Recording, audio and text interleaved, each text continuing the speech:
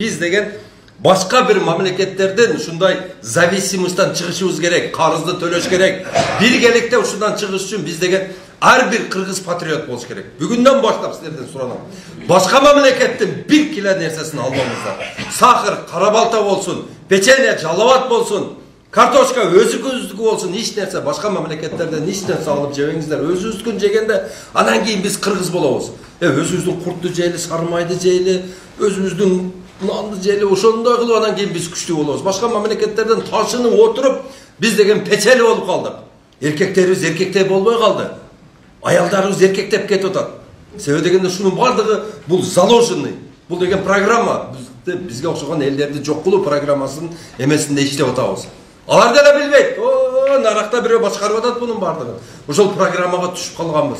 Биз деген ошого противостояние туруш керек. Средняя Азия мамлекеттеринде эң акыркы мындай ГМО өзгөрүлгөн анан эң акыркы продукциялар менен бизге продукталар чыгап жөнөтөт экен. Кантыдагы печенье бардыгы эң мындай ыргытылып турган бир комбикормго окшогон бир нерселер менен посластитель деп коет, ароматизатор деп коет. Ошол менен жасалып, ушунун бардыгын жеп, биз семирип кетип атабыз, семирип кетип атабыз. Жөндөн жөн эле жегенин мааниси жок, бирок семизсиң. Туруп алып, ушул семиз адамдар кубаттуу болот дечи эле, туруп алып туруп, бир агат мака чапсаң, белиң түшүп калат. Шунун бардыгын ушу жеп ичкен эле болуп атат. Туугандарым, келиңиздер ошон үчүн өзүбүздүн өндүрүштү колдоо максатында, өзүбүздүн генофондду сактоо максатында жалаң өзүбүздүн өндүрүшкө өтөлү туугандар.